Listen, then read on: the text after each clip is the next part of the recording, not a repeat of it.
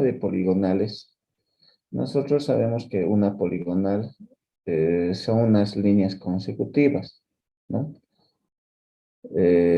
Las cuales se han determinado a través de algunas mediciones en el campo. Tenemos dos tipos de poligonales, ¿no? Dos tipos de poligonales. Tenemos una poligonal abierta y una poligonal cerrada, ¿no? Hay solo dos tipos de poligonales. Bueno, no es más, pero se podría decir que una poligonal cerrada, obviamente, parte de un punto y regresa al mismo punto, ¿no? Al mismo punto de partida. Y obviamente una poligonal abierta, obviamente no, ¿no? Una característica principal entre estas dos poligonales, la poligonal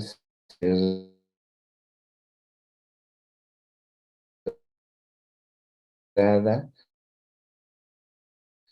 sí la podemos corregir, podemos tener la medición de sus ángulos, tanto interiores como exteriores.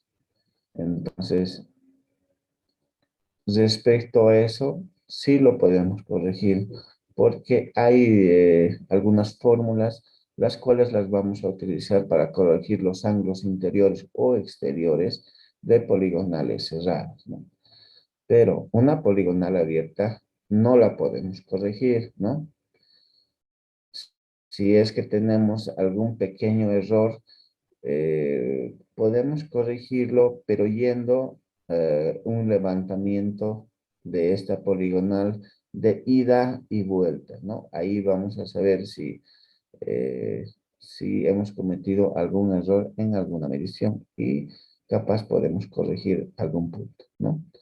Eso es la principal diferencia entre estos dos tipos de poligonales, las abiertas y las cerradas, ¿no?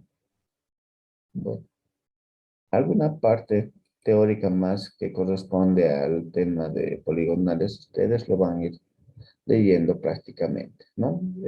Obviamente estos archivos los vamos a ir subiendo paulatinamente. Bueno, el sistema ya está abierto, lo voy a ir subiendo por favor el día de hoy, el fin de semana no hemos podido subirlo, pero lo vamos a ir subiendo paulatinamente. Para la próxima clase ya lo van a tener todos los documentos.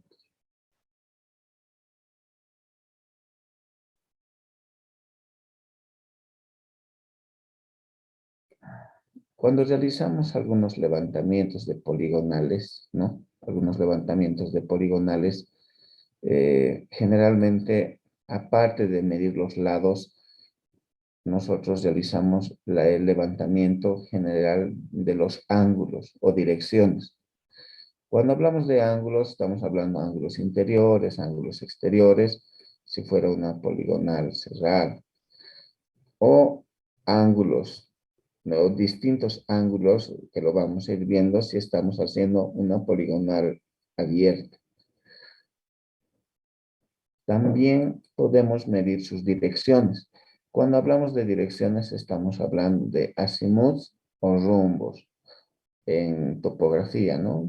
Las direcciones las medimos con azimuts y rumbos. Entonces vamos a ver qué tipo de ángulos podemos medir cuando hacemos el levantamiento de ellos, ¿no? Primero vamos a ver el ángulos interiores, luego vemos ángulos de deflexiones, bueno, algunos métodos, ¿no? De levantamientos, o sea, es decir, poder hacer la medida en el campo y luego ir al gabinete para poder evaluarse a las áreas, capaz algunas distancias, bueno, y algunos otros elementos que nos sirvan, ¿no? Para poder realizar el proyecto justamente. Bueno, el método de ángulos a derecha o ángulos positivos, que es lo más, también es muy importante, que lo vamos a ver justamente con detenimiento para poder realizar, ¿no? Algunos cálculos, porque estos ángulos a derecha aparecen en varias fórmulas, así es que hay que saberlos distinguir. Luego vamos a ver azimuth y algo que son, bueno, relativamente semejantes son los azimuths y rumbos, ¿no? Para poderlos medir las direcciones. Entonces empezaremos, ¿no? Por el método de ángulos interiores. Bueno, el método es bastante simple, ¿no? El método de ángulos interiores no es más que medimos, ¿no? Si tenemos una poligonal de este tipo, desde A, B, C, D, E, podemos medir prácticamente los ángulos interiores. Lo que generalmente hacemos es poder medir de una forma sistemática, es decir, poder medir en el sentido de las manecillas del reloj, podemos empezar desde el punto A y medimos el ángulo, ¿no? Dependerá también con qué aparato podemos ir midiendo, ¿no? Fíjense, podemos medir con una, bueno, aparte que puede ser estación total, puede ser un taquímetro, etcétera, ¿no? Hay varios aparatos que podemos ir midiendo los ángulos, ¿no? Y el sentido es importante, ¿no? El sentido de, para poder medirlo sistemáticamente, es decir, para que no nos podemos equivocar, ¿no? En el sentido, todos, en sentido, en este caso, como ven, de las manecillas, en el sentido de las manecillas del reloj, ¿no? Ahí, justamente, ¿no? Podemos medir a veces 2 veces o 3 veces para poder tener una media y tener una medición un poco más precisa, ¿no? Y una vez que se realiza la medición de estos ángulos, los sumamos los ángulos interiores para poder revisarlos porque tenemos algunas fórmulas para poder comprobar si los ángulos interiores o exteriores están correctos, ¿no? Entonces, podemos realizar de esa manera. Bueno, bueno, un poco sencillo, ¿no? Para poderlo realizar el levantamiento. Realizamos el otro tipo de levantamiento, que son los trazos de poligonales por ángulos de deflexión. En el anterior era para que podamos realizar el trabajo de una poligonal cerrada, ¿no? En este caso, estos ángulos nos sirven para poder realizar una poligonal abierta, ¿no? Trazo por ángulos a deflexión, el trazo por ángulos de deflexión, ¿no? Ahora, ¿en qué consiste este trazo? Nosotros cuando estamos haciendo un levantamiento, ¿no? de unas alineaciones, en este caso, generalmente puede ser un eje. Entonces realizamos el levantamiento de A a B, de B a C, de C a D y así sucesivamente, ¿no? Realizamos el levantamiento. Y para poder medir los ángulos de deflexión, que es lo que nos está indicando este método, lo que hacemos es poder medir los ángulos desde el siguiente punto hacia atrás y teniendo hacia dónde se está doblando la alineación, ¿no? Por ejemplo, tenemos la alineación de A a B, nos centramos en el punto B, si se fijan, sigue esta alineación en ese sentido y nosotros podemos medir hacia dónde se está realizando el giro, ¿no? Este giro lo podemos medir como 44-28, pero al lado hay que colocar hacia qué lado se está girando, ¿no? Como ven, en este caso esta es una nomenclatura inglesa, como ven, 44-28R, quiere decir derecha, de right, derecha. Nosotros podríamos colocar 44-28D, derecha, ¿no? Y podemos seguir, ¿no? A la siguiente, de C, Si se fijan, continúa la alineación y podemos medir también el ángulo S, ¿no? Ese ángulo que viene doblándose también a partir de este punto hacia la derecha también. Por eso está de R, ¿no? De right, 57,42. Continuamos igual, ese también a la derecha, ¿no? Derecha también. Hasta este otro punto, ¿no? Fíjense, continúa y desde aquí hacia la izquierda, ¿no? Podemos colocar I también nosotros, ¿no? Obviamente aquí está L de left de izquierda, ¿no? 18,50. Y así consecutivamente igual al siguiente, ¿no? Esta alineación continúa y de aquí estamos doblando hacia la izquierda también, ¿no? I, ¿no? 96,02. Bueno, esa es una forma. Aparte que medimos, ¿no? Las longitudes, medimos los ángulos también, ¿no? Las longitudes, obviamente, las pueden medir con wincha y jalón, ¿no? Justamente. Con una wincha prácticamente podemos irlo midiendo fácilmente. Pasaremos a la siguiente, ¿no? Podemos trazar los ángulos por ángulos positivos, ¿no? O ángulos a la derecha. Este trazo es muy importante, ¿no? Porque, como les decía, algunas formulitas para poder calcular algunos elementos como azimuth y demás, interviene ya los ángulos, lo que los llamamos ángulos positivos, ¿no? Bien. Podemos decir que los ángulos positivos son aquellos ángulos que se trazan en sentido de las manecillas del reloj,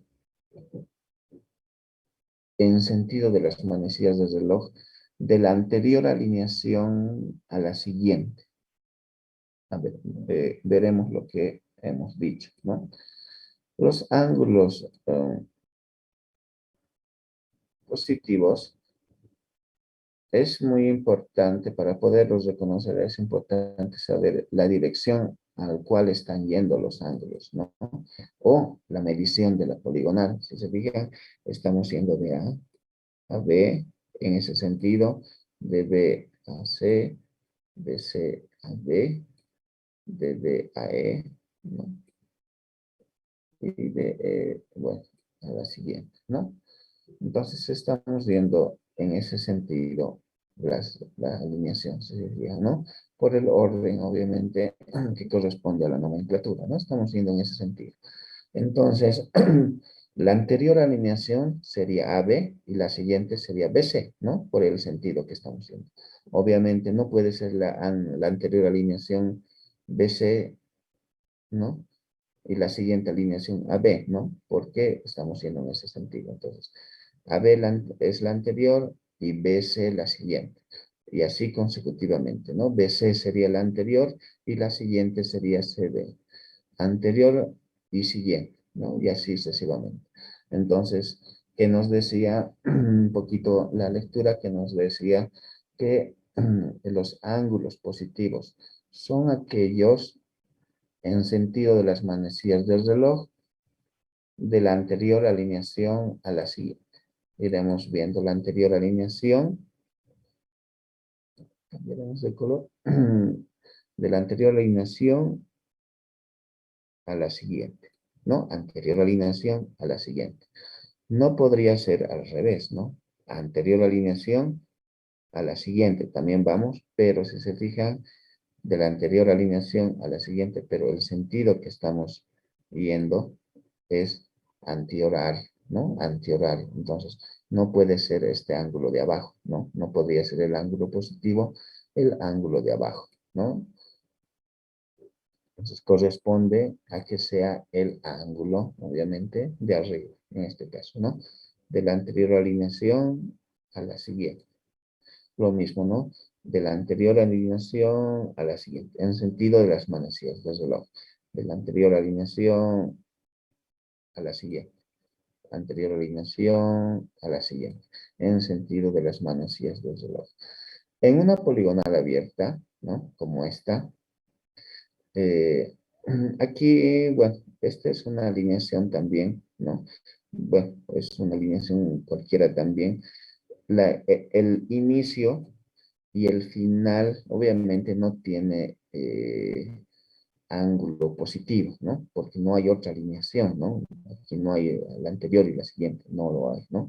Entonces solamente tienen ángulos positivos desde donde marca las otras dos alineaciones, ¿no? Esta tiene ángulo positivo, esta no la tiene, ¿no? No tiene ángulo positivo, esta tampoco, ¿no?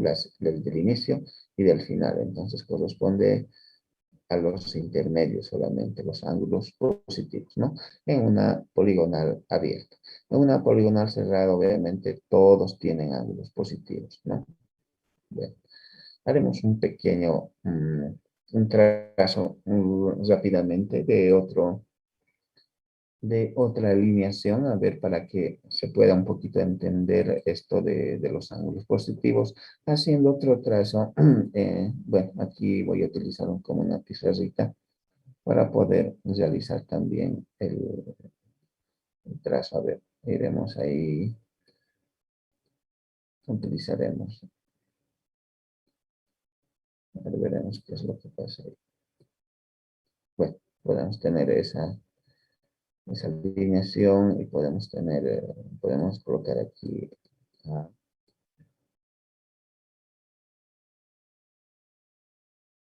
lo vamos a hacer a mano, a ver, rapidito.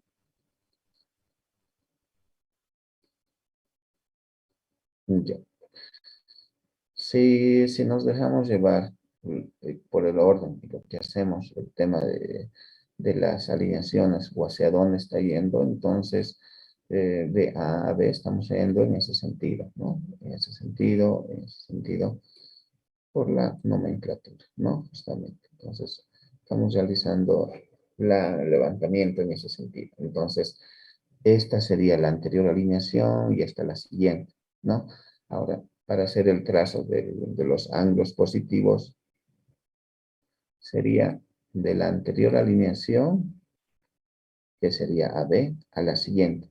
Si se fijan, no podría ir de la anterior alineación a la siguiente, ¿no? En ese sentido no podría ir porque estoy yendo en sentido contrario a las manecillas del reloj. Entonces, esto sería de la anterior alineación a la siguiente. De la anterior alineación a la siguiente, en sentido de las manecillas del reloj. De la anterior alineación a la siguiente. De la anterior alineación a la siguiente. ¿No? Como ven, estamos siguiendo el sentido de las manecillas del reloj, pero también siguiendo de la anterior alineación a la siguiente, ¿no? No podría ser en este caso de la anterior alineación a la siguiente, ¿no? Porque este sentido es que le estamos queriendo dar es contrario a las manecillas del reloj, ¿no? Entonces, bueno, cuando hagamos un poco más ejercicios, ya lo vamos a poder entender, pero que la idea esté clara sobre los ángulos positivos, ¿no?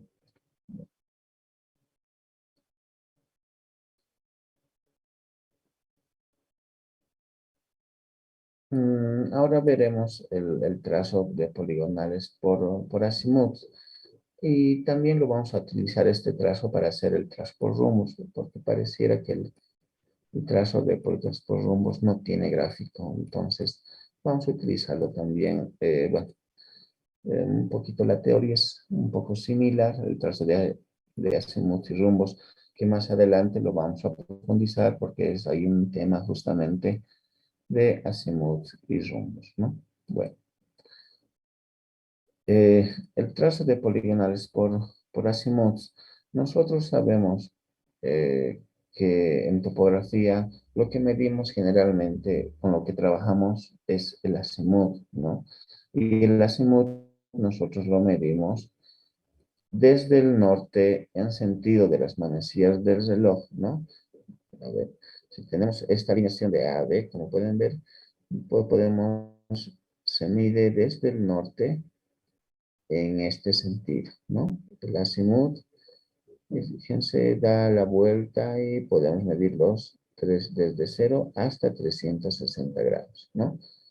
Ahora, En ese caso podemos realizar este tipo de mediciones justamente por medio de una brújula, ¿no? Que eso es lo que nos mide azimut y también nos puede medir los rumbos, ¿no? La brújula. Entonces, nos estacionamos en A, podemos, obviamente la brújula se orienta hacia el norte y podemos medir ese ángulo, ¿no? Ese ángulo ahí. Podemos medir, obviamente, este otro ángulo también hasta aquí. El azimut sería desde A a F, ese sería el azimut, ¿no? Ahora, el azimut, este otro, sería el azimut de A a B, sería este, ¿no? 75,17. El azimut de B a C sería este. El azimut de C a D sería siempre desde el norte hasta donde está yendo la línea C. Igual de D a E, ¿no? El azimut de este hasta donde está yendo la línea C, ¿no? Entonces podemos medir o levantar los poligonales en el campo por medio de azimuts, ¿no? Obviamente podemos medir también los lados, ¿no? La longitud de cada alineamiento, ¿no? Bueno. Mm, algo similar hacemos cuando medimos por rumbos, ¿no? Por rumbos. Por rumbos medimos también algo similar, pero el rumbo no solamente lo medimos desde el norte, en el sentido de las manecillas del reloj. El rumbo podemos medirlo solamente desde el norte o desde el sur. Haremos algo rapidito aquí para ver los rumbos. Bueno, obviamente vamos a profundizar más adelante, pero poquito que la idea esté clara, ¿no? Nosotros los rumbos podemos medir solamente desde el norte o desde el sur, ¿no? Y los rumbos, ustedes también alguna vez en física hicimos algo de rumbos o capaz en otra materia también han visto algo de rumbos que lo medimos siempre desde el norte o desde el sur, ¿no? En ese sentido. Pero tiene que tener, como podríamos decir, tiene que tener su sentido o su cuadrante en el punto, ¿no? Y este sería el este y este sería el oeste, que generalmente no colocamos O, ¿no? Colocamos W.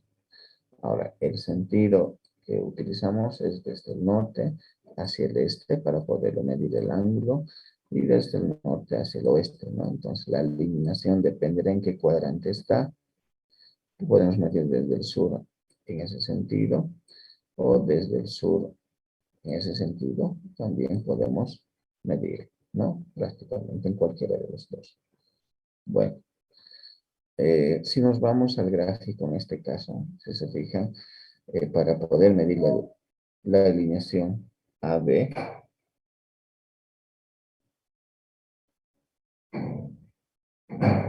sí podemos medir la alineación AB, entonces, fíjense, esto estuviera en el primer cuadrante, ¿no? Si nosotros hacemos también un poco esto, ¿no? Ahí y ahí. La alineación AB estuviera en el primer cuadrante, entonces prácticamente sería noreste, ¿no? Aquí colocaríamos el ángulo, como ven, podemos medirlo de aquí, perdón, haremos un poquito más visible la línea, podemos medirlo esto también, ¿no? Pero colocamos, aparte de tener el ángulo que sería los 75 grados 17 minutos, colocamos también en qué cuadrante corresponde, ¿no? Es decir, del norte a este, ¿no? Entonces colocamos noreste, ¿no? Las otras alineaciones también son similares, ¿no? Sucesivas. En este está en el primer cuadrante también, ¿no? Fíjense, este estuviera en el primer cuadrante también. Esta estuviera en el tercer cuadrante, ¿no? Esta estuviera en el tercer cuadrante, pero el ángulo que medimos es solo este, ¿no? Solo este. No es todo esto, ¿no? Cuando hagamos un poquito de, bueno, podemos adelantar un poco, pero eh, para agilizar, cuando hagamos el día de hoy el tema de azimut y rumbos, vamos a precisar, obviamente, el ángulo que medimos es solo este, ¿no? No todo esto, ¿no? Solo este. Y vamos a poder interpretar un poquito mejor el levantamiento de por azimut y rumbos. Bueno, esperaremos un poquito a que lleguemos ahí, ¿no? Bueno,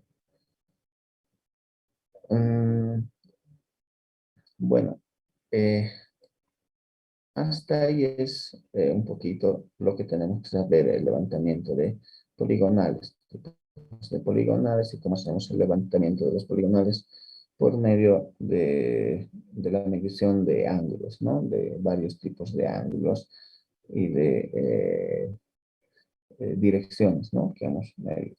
Ahora veremos el tema de algunas formulitas que nosotros podemos utilizar en polígonos para poder medir lo que generalmente nos interesa, que son las áreas de polígonos, ¿no? Poder calcular algunas áreas de polígonos.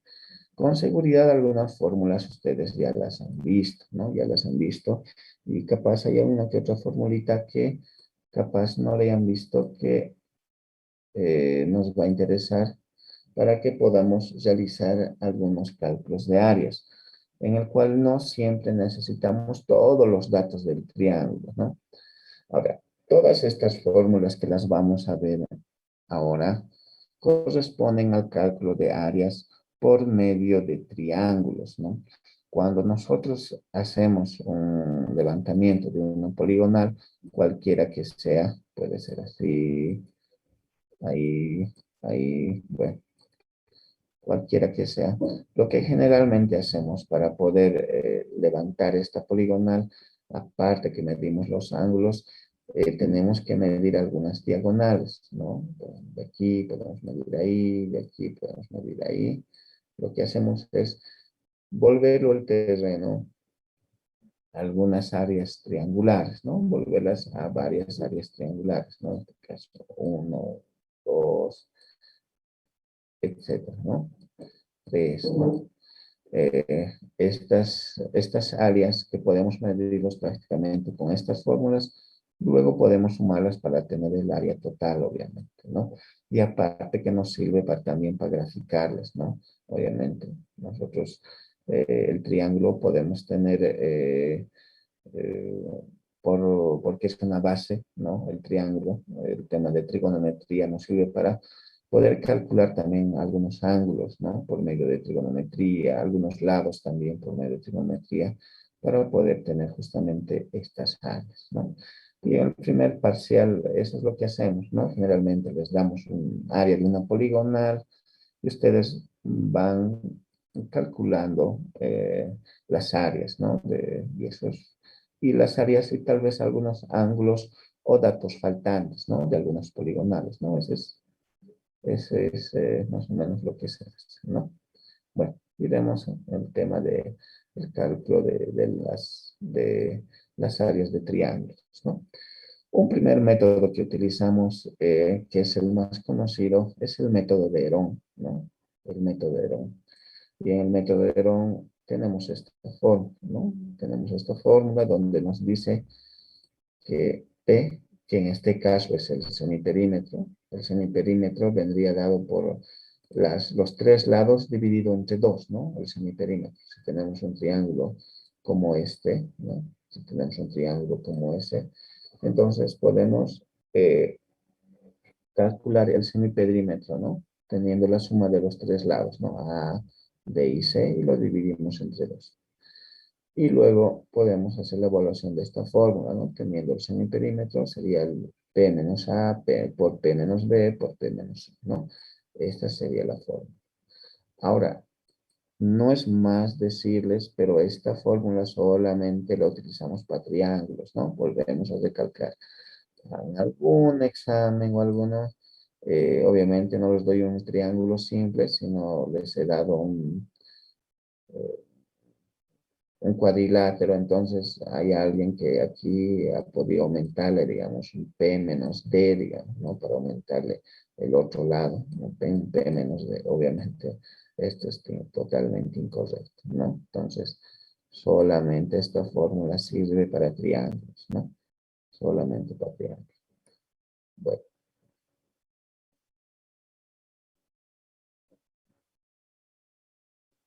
hay otro método, ¿no?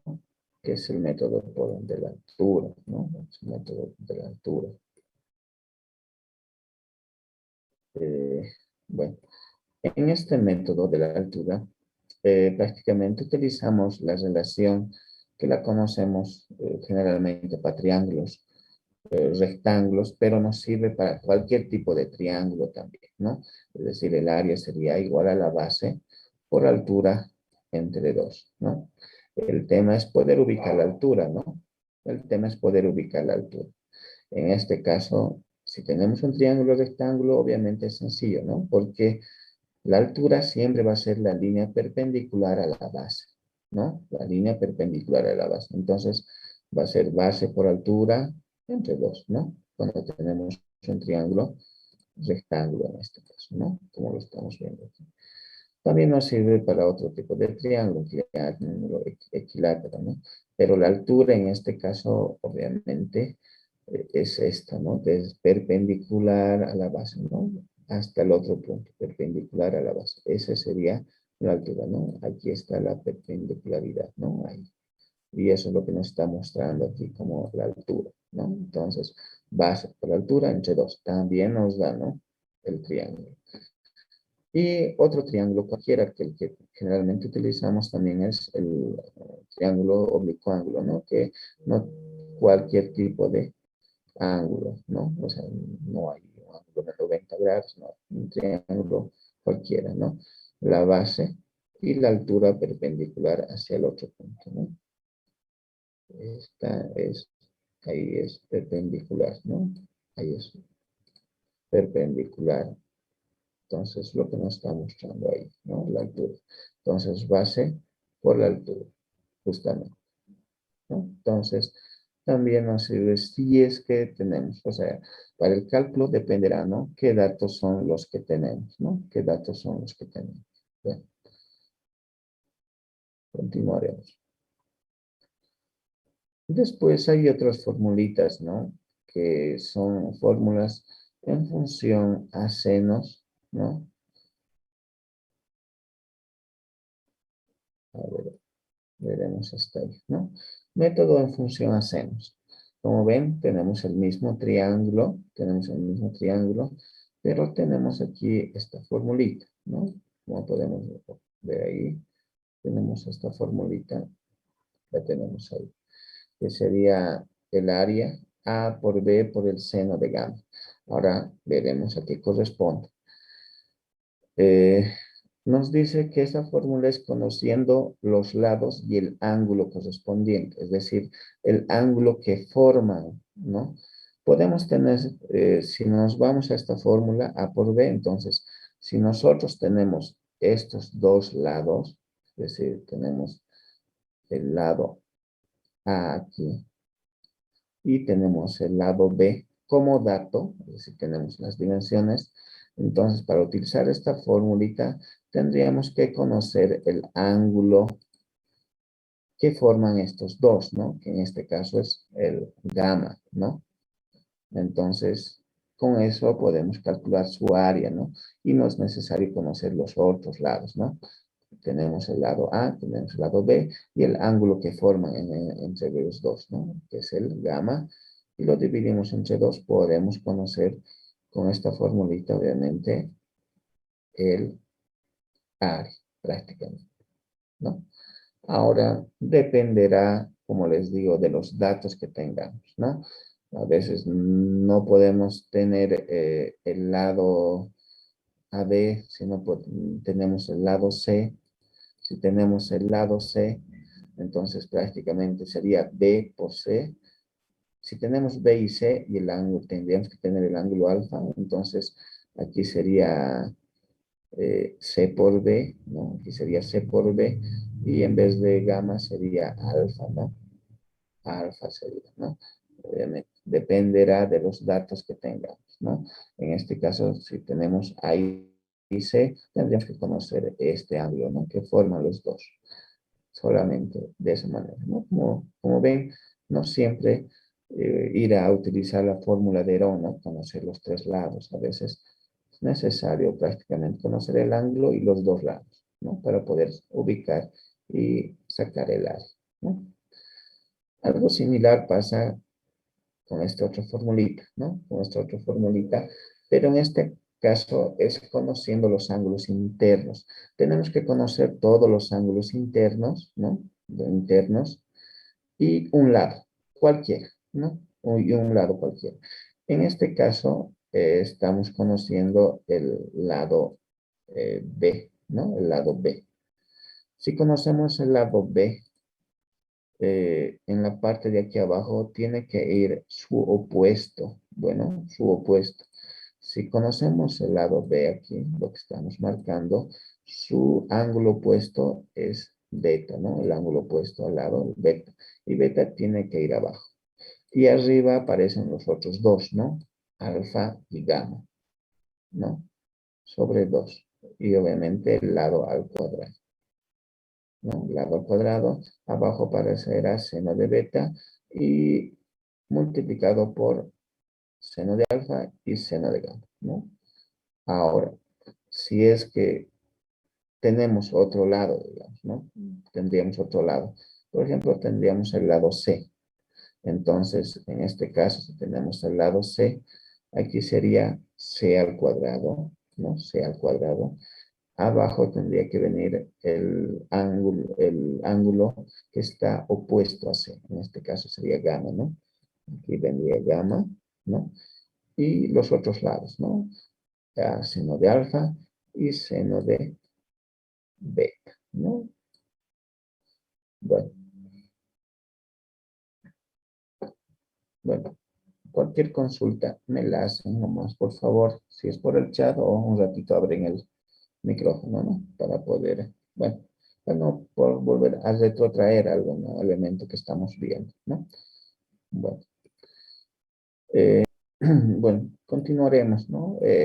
Todos estos grafiquitos que les, o bueno, esta parte de la teoría que estamos viendo, ustedes la van a tener obviamente en la plataforma, ¿no? Entonces la pueden ubicar de ahí. Mi recomendación es un poquito que puedan hacer un cálculo, ¿no? De algún triángulo y puedan utilizar las tres fórmulas para poder ver que sí pueden obtener el mismo área utilizando los tres o cuatro fórmulas que las hemos visto, ¿no? Pueden utilizar, les tendría que salir el mismo área, ¿no? Con cualquiera de las fórmulas, ¿no? Pueden hacer ese trabajo, ¿no? Antes para poder comprobar, obviamente, y para poder practicar, ¿no? Empezaremos a hacer el tema ahora. Aquí ya va un poquito sobre la primera práctica que tienen que realizar, que se refiere un poquito a wincha y jalón y al tema de azimuth y rumbos, ¿no? Cuando realizamos un levantamiento de topografía, entonces cometemos varios errores, ¿no? Varios errores. Entonces hay que saber distinguir qué errores podemos corregirlos y qué errores no podemos corregirlos y prácticamente tendríamos que hacer otro levantamiento prácticamente, ¿no? Porque hay errores que prácticamente no los podemos corregir, ¿no? Bueno, es por eso que vamos a ver a continuación un poco de principio de la teoría de errores, ¿no? Mm, la teoría nos dice que ninguna medida en topografía es prácticamente exacta, ¿no? Si no nos acercamos, ¿no? A la exactitud, pero ninguna medida en topografía es exacta, ¿no? Y lo que hacemos es por medio de las operaciones o por medio de, de algunos procedimientos, tratar de tener el menos error posible en alguna medición, ¿no? Y estos errores se cometen por falta de cuidado, por algunas causas, puede ser naturales, o por la falta de práctica del operador o el que está realizando la medición, ¿no? Entonces iremos viendo poco a poco. Primero entraremos a la clasificación de errores, ¿no? Hay errores que se cometen según a las causas que lo producen. Y estas causas pueden ser naturales, pueden ser personales e instrumentales, ¿no? Bueno, en cuanto a los naturales, sabemos que nosotros, como salimos a la intemperie, entonces estamos expuestos al viento, la humedad, temperatura, etcétera, ¿no? Entonces, estos fenómenos pueden afectar a la medición, ¿no? Al error, a incrementar el error. Es decir, cuando estamos haciendo una medición, puede que haya mucho viento, entonces podemos tener una variación en la medida, por un lado, o si está haciendo bastante temperatura, estamos realizando una medición, puede ser que se pueda dilatar la wincha, o al contrario, ¿no? Que esté haciendo bastante frío, entonces la wincha también se puede encoger. Obviamente esto depende del material al cual estemos utilizando, ¿no? La wincha correspondiente, ¿no? Eso se refiere un poco según las causas que lo producen, naturales, ¿no? El tema de los errores personales. Bueno, eso ya es por falta de práctica, ¿no? Del que está realizando la medición, ¿no? Y obviamente estos errores son involuntarios, pero a la vez, a veces son errores, luego los vamos a ver que no son errores sistemáticos, son errores accidentales, y estos errores no se pueden corregir, ¿no? A veces, generalmente. Entonces hay que tener el cuidado correspondiente, y la práctica obviamente nos lleva a tener justamente menor error en cuanto a los levantamientos, ¿no? Los errores instrumentales, ¿no? Bueno, se refiere a los instrumentos de topografía que utilizamos para realizar las mediciones, que tienen algún error por tema de calibración o etcétera, ¿no?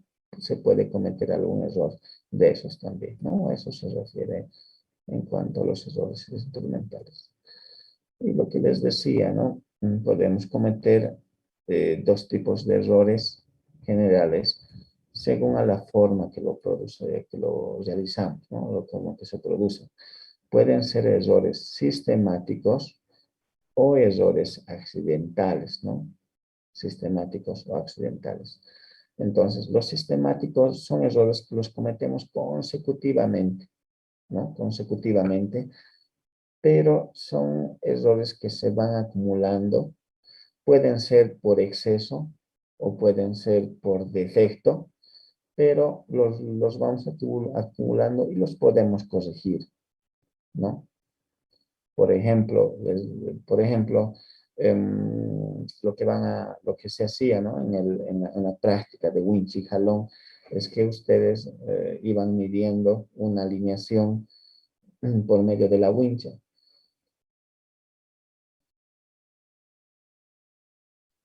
Pero la wincha, cuando la estiramos, o sea, la tensionamos mucho, también un poco se puede deformar, o también cuando realizamos una medición bastante larga, lo que pasa por el peso propio de la wincha, formamos una catenaria, ¿no?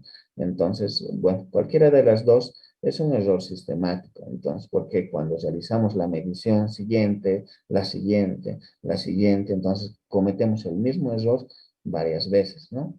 Aunque realizamos una medición relativamente precisa, pero en realidad no lo es porque estamos cometiendo ese error, ¿no? Y ese error es sistemático, ¿no? Podemos corregirlo por medio de algunas formulitas que las vamos a ver.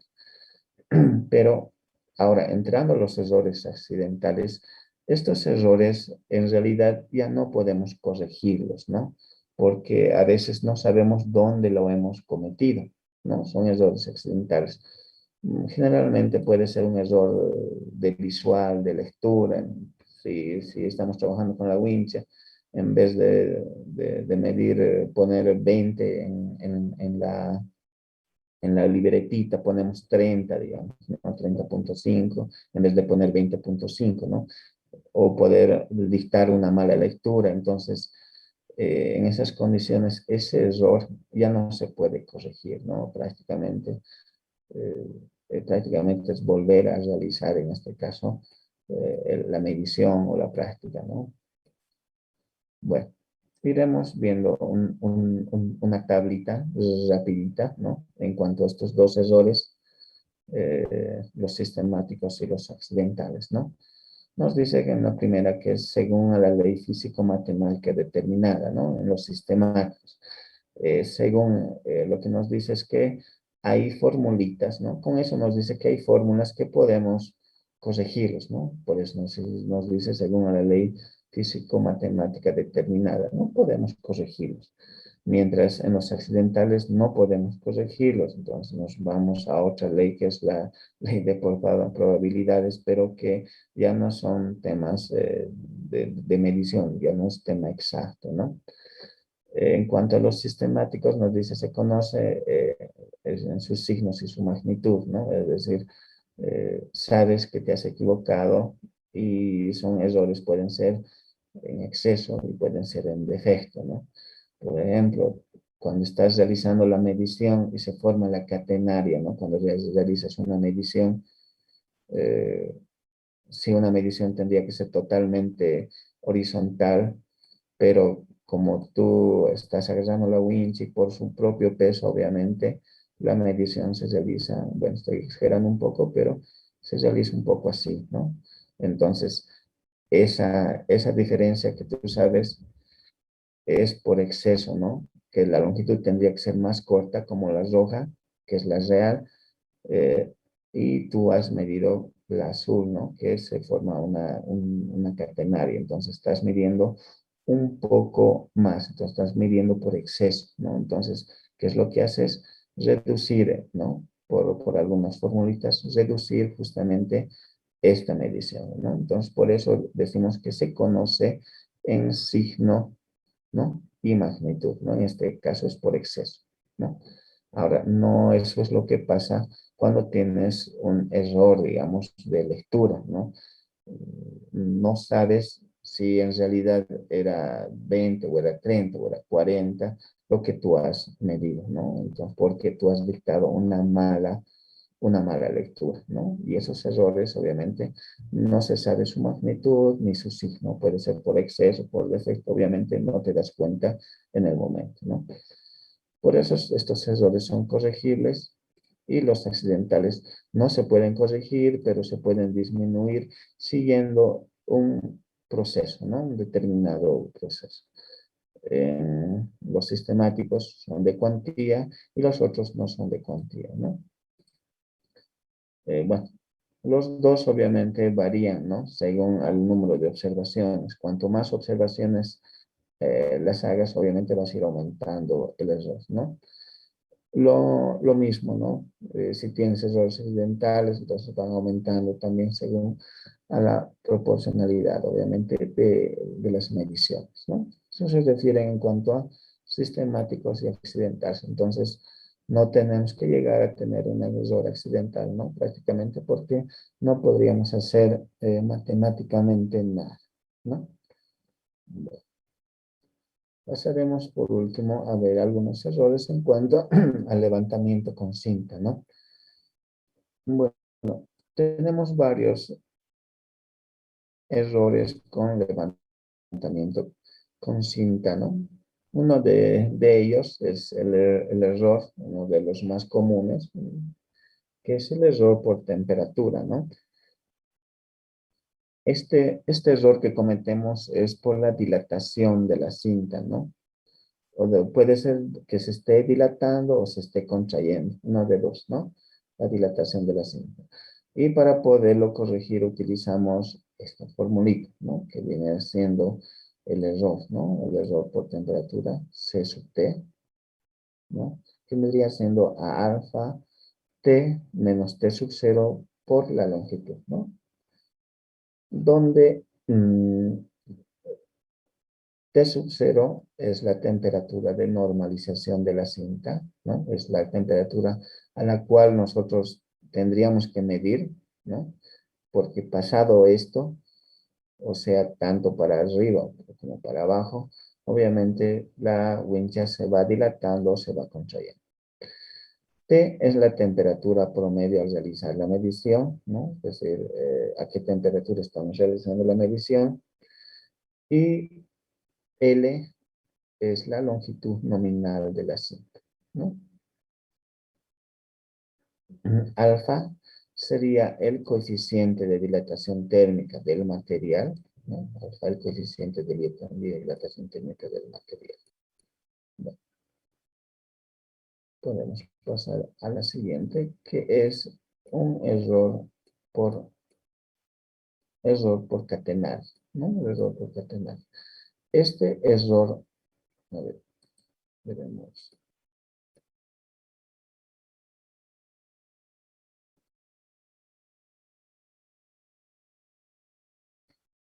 Este error por catenaria se lo comete porque por el peso propio de la cinta, obviamente se va formando lo que ya vimos, ¿no? O sea, anterior, se va formando un pequeño arco hacia abajo, ¿no? Y el cual nosotros ya viene, como ven, con signo negativo este error. Es que este error tenemos que restarlo, ¿no? Tenemos que restarlo. En la parte de arriba, el error de restarlo o sumarlo dependerá de la temperatura a cual estemos nosotros realizando la medición. Como ven, si la temperatura sería la misma, fíjense, el error se vuelve cero, pero si estamos utilizando una temperatura mayor, bueno, el error va a ser positivo. Si estamos utilizando una temperatura menor a la normal que tendría que medirse en la cinta, el error sería negativo, como ven. Entonces, justamente de ahí viene el signo, ¿no?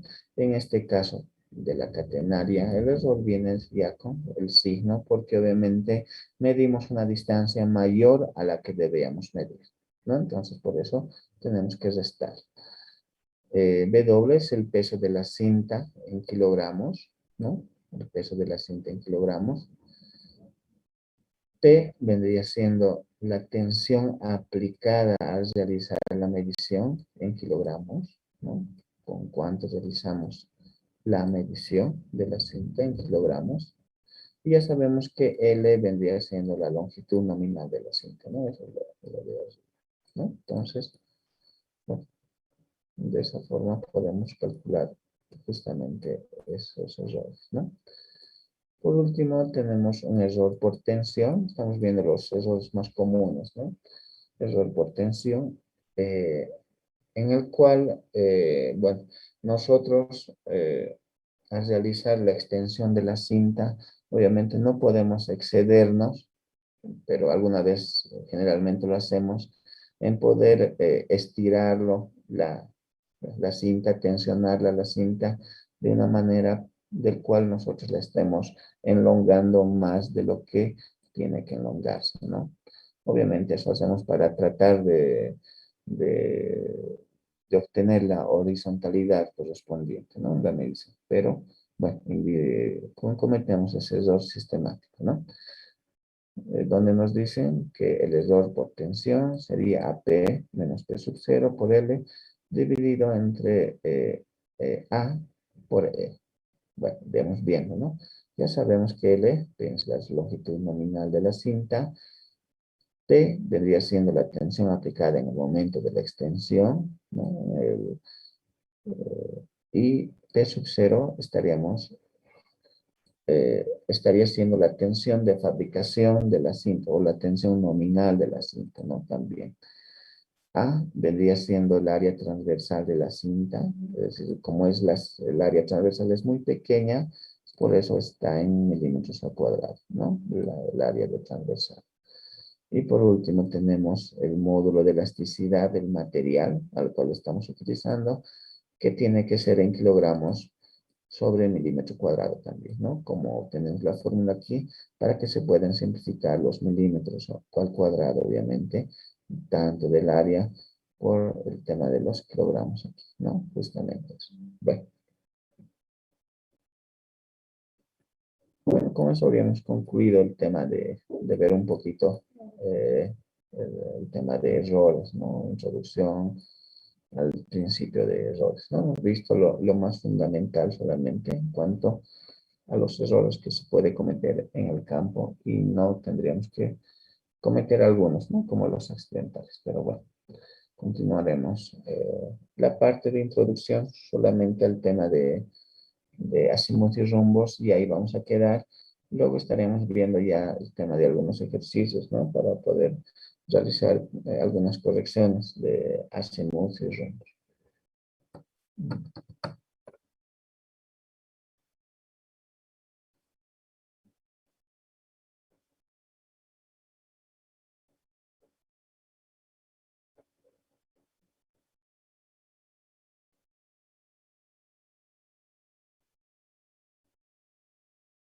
Bueno, eh, la medición en campo que hacemos de azimut y rumbos, generalmente, obviamente, la realizamos con una brújula, ¿no? Y en la brújula, hay brújulas que pueden medir tanto azimut y rumbos, o prácticamente podrían medir solo azimut, o capaz, podrían medir solamente rumbos, ¿no? Bueno, depende a la brújula que estemos utilizando, ¿no? Eh, Nosotros utilizamos estos cuatro cuadrantes, ¿no? Algo similar a lo que hacemos en cálculo, pero son inversos, ¿no? El primer cuadrante, segundo cuadrante, tercero o algo así, ¿no? Pero en topografía, este es nuestro primer cuadrante, segundo cuadrante, tercer cuadrante y cuarto cuadrante, ¿no? Entonces, eso nos sirve para un poquito identificar en qué posición está y poder realizar los cálculos correspondientes tanto de azimuts y rumbos, ¿no? Podemos hacer la transformación, ¿no? Si medimos azimuts, podemos transformarlo a rumbos, y si tenemos rumbos, podemos transformarlo también a azimuts, ¿no? Para eso nos sirve un poco poder detallar en qué cuadrante está o corresponde la alineación, ¿no? Entrando al tema de azimuts, eh, si lo leemos un poquito hasta por ahí, ¿no? No es bueno leerlo, una presentación, ¿no? Nos dice que el azimut eh, es un ángulo, ¿no? Horizontal, medido en el sentido de las manecillas del reloj a partir del meridiano de referencia. En este caso, el meridiano de referencia es el norte, ¿no? El norte. Entonces, lo medimos desde el norte en sentido de las manecillas del reloj, ¿no? Desde 0 hasta 360 grados. Ahora, según a los ángulos que tengamos, estaría en el primer cuadrante, segundo cuadrante, tercer cuadrante, cuarto cuadrante, ¿no? El primer cuadrante será el azimut desde 0 hasta 90, ¿no? El segundo cuadrante será desde 90 hasta 180, el tercer cuadrante de 180 hasta 270 y el siguiente de 270 hasta 360, ¿no? Y de 90 en 90, obviamente, vamos viendo los azimuts, ¿no? Ahora, los azimuts, como ven en la alineación, lo vamos marcando, ¿no? Directamente con el ángulo, pero también podemos tener su contraazimut, ¿no? Que también lo llamamos azimut de ida o, o azimut de vuelta, ¿no? También. O azimut y contraazimut, ¿no? El azimut de ida sería de OA, ¿no? El azimut OA, que nosotros pues, tenemos este tipo de nomenclatura, ¿no? Le llamamos azimut, azimut podemos llamarlo O guión A, ¿no? Igual, y colocamos el ángulo, ¿no? Que en este caso sería 30 grados, ¿no? 30 grados, ¿no? Esa es una forma de nomenclatura, ¿no? O poder colocar como una tabla, como ven, línea OA, línea OB, como lo están colocando en esta parte, ¿no? Ahora, otra forma de poder, otro tipo de nomenclatura de también que lo utilizamos según la bibliografía, que podemos utilizarlo también, es colocar de esta manera, o A, ¿no? Azimut o A, de esa manera, ¿no? De arriba hacia abajo, ¿no? En el sentido que está yendo. O A, que es 30 grados, ¿no? Entonces, es de esa forma también que podemos colocar, ¿no? El tipo de nomenclatura eh, para representar un azimut en este caso. Bien. Ahora, el contrazimut, el contrazimut no es más que prácticamente poderlo restar o sumar 180, porque si tenemos una alineación, nosotros una alineación cualquiera, a ver si podemos representarlo ahí, una alineación, ¿no? Fíjense, tenemos una alineación y el azimut que estamos, fíjense, vamos a marcar con,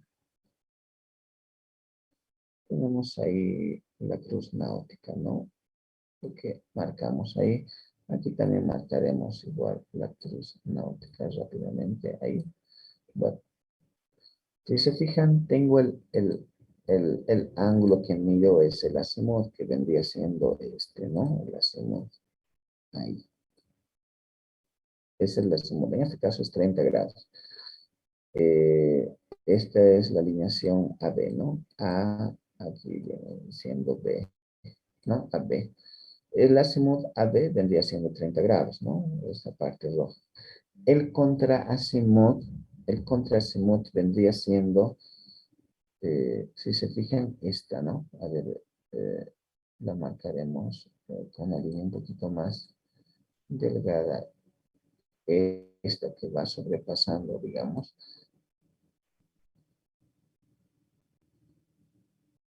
Esta que está sobrepasando.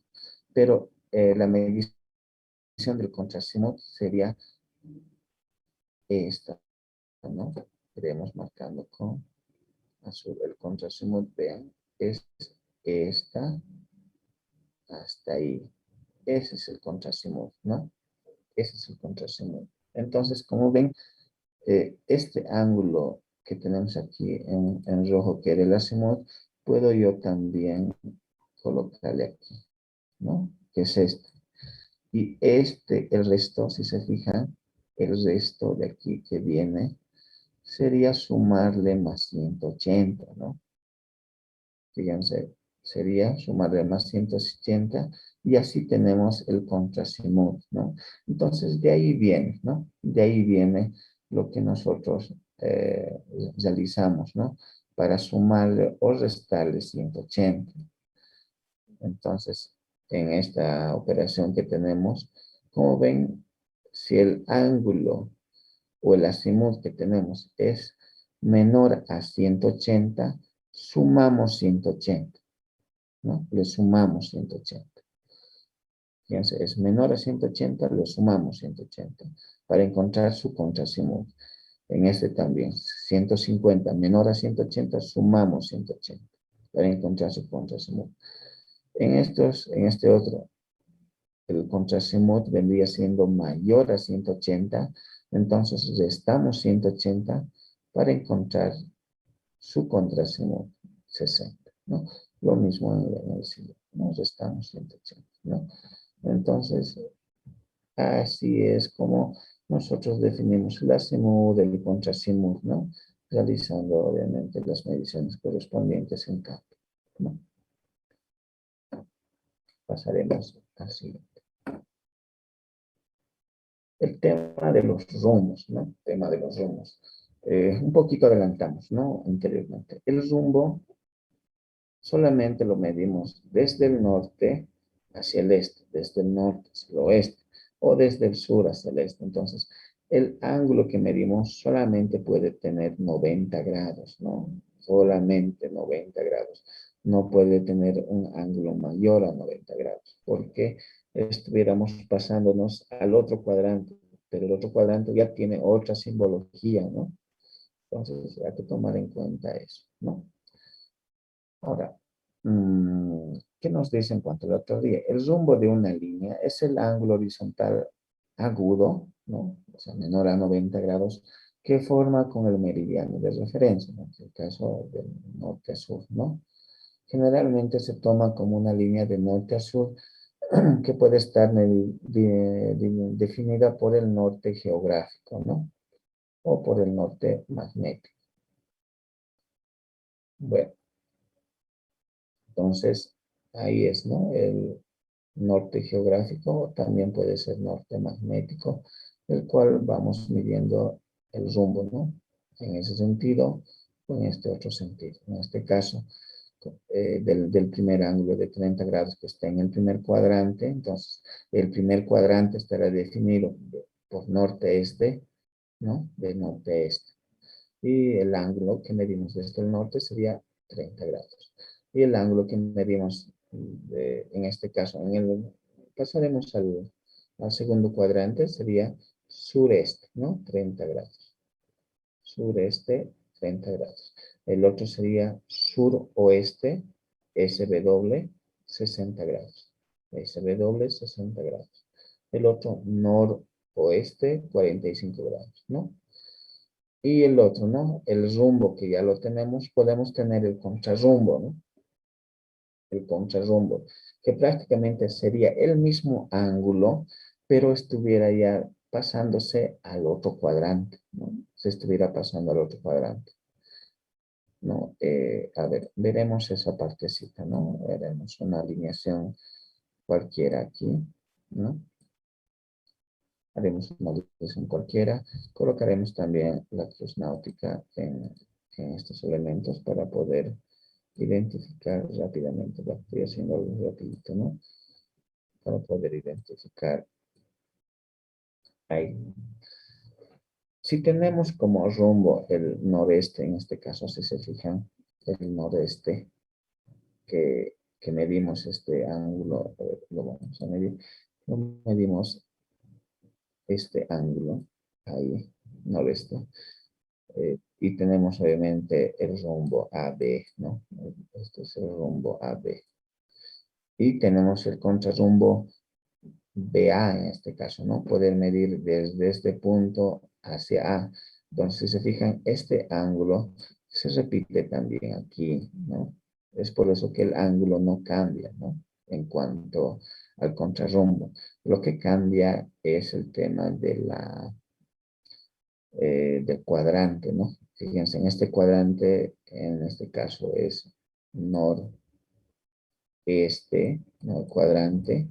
Y en este otro, el caso es suroeste, ¿no? Suroeste. Entonces, solamente cambiaría la nomenclatura del cuadrante, ¿no? En este caso, sureste. Y el otro sería, digo, sería noreste. En este caso sería suroeste, ¿no? Cambia el cuadrante del primero, cambia al tercero. Y cuando estamos, por ejemplo, en el tercero, cambia al cuarto, perdón, cuando estamos en el segundo aquí, cambia al cuarto, ¿no? Y así sucesivamente, ¿no?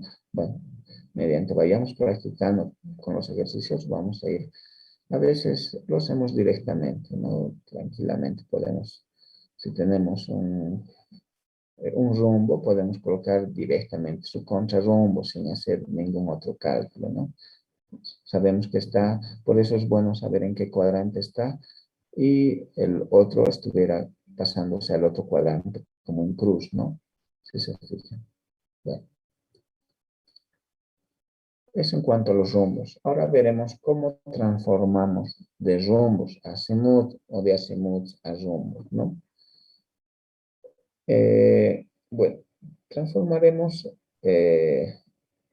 si es que tenemos rumbo, podemos transformarle a azimut, ¿no?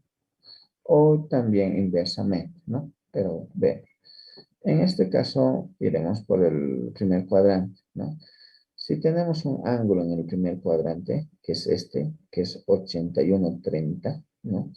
Si lo tenemos como rumbo, nosotros sabemos que el rumbo lo medimos desde el norte al este, ¿no? Entonces, este sería 80,30. Ahora, cuando esté en el primer cuadrante, fíjense, el 81,30 no cambia, ¿no? Sería igual esta misma medida, ¿no? Entonces, eh, cuando esté en el primer cuadrante, como lo están diciendo aquí, en el primer cuadrante, el azimut y rumbo coinciden, ¿no? O sea, es el mismo, si está en el primer cuadrante, porque igual realizamos la medición del norte en sentido de las manecillas hasta la alineación, ¿no? Y es el mismo ángulo, obviamente. Ahora, en el segundo cuadrante, fíjense, en el segundo cuadrante, el rumbo que lo medimos es este, ¿no? El rumbo que medimos es este, ¿no? Es ese. Pero si yo quiero convertir a azimut, tengo este rumbo, yo el ángulo que mido obviamente es desde este punto hasta ahí sería el azimut, ¿no? El azimut que quiero medir. Entonces, si se fijan, para poder tener esta línea roja, yo tendría que restar desde la línea totalmente vertical, que sería esta, ¿no? Desde esa, tendría que restar el rumbo, ¿no? Tendría que restar este arco azul para tener este arco que es el azimut, este arco rojo, ¿no? Es por eso que de 180 restamos obviamente todo esto, ¿no? Todo esto, y así obtenemos el azimut en este caso, ¿no? Es lo que nos está marcando aquí, ¿no? De 180 restamos el rombo. Algo similar pasa cuando estamos en el tercer cuadrante, ¿no? En el tercer cuadrante, pero en este tercer cuadrante, si se fijan, este es el rumbo, ¿no? Que tenemos. Entonces, para poder tener el azimut, que es el ángulo medido de todo esto, ¿qué es lo que hacemos? 180 que tenemos ahí, sumamos este ángulo más que tenemos ahí y obtenemos el azimut, ¿no? Es por eso que el azimut en este caso sería 180 más el rumbo, ¿no? 180 más el rumbo. Cuando está en el primer cuadrante, perdón, en el cuarto cuadrante, ¿no? Cuando está en el cuarto cuadrante, fíjense, si se fijan, el ángulo que medimos es este, ¿no? Pero el que nosotros queremos que se le hacemos vendría siendo de todo esto, ¿no? Hasta ahí. Entonces, tendría que yo restarle de 360, que es toda la circunferencia, desde esto, este angulito, ¿no? Para tener obviamente todo este desarrollo, ¿no? De la circunferencia hasta ahí. Entonces, restaría de 360, restaría esto para poder tener obviamente el azimut. Entonces, lo mismo hago, ¿no? Cuando tengo azimut, lo puedo transformar a rumbo y cuando tengo rumbo, hacia azimut. Entonces, aquí practicando con algunos ángulos, obviamente, este tema, ¿no? De la transformación de rumbos a azimut corresponde. Bueno, estaríamos quedando por esta parte ahí. A la siguiente clase ya estuviéramos haciendo algunos cálculos, ¿no? De poligonales cerradas, poligonales abiertas, el cálculo de rumbos y azimuts,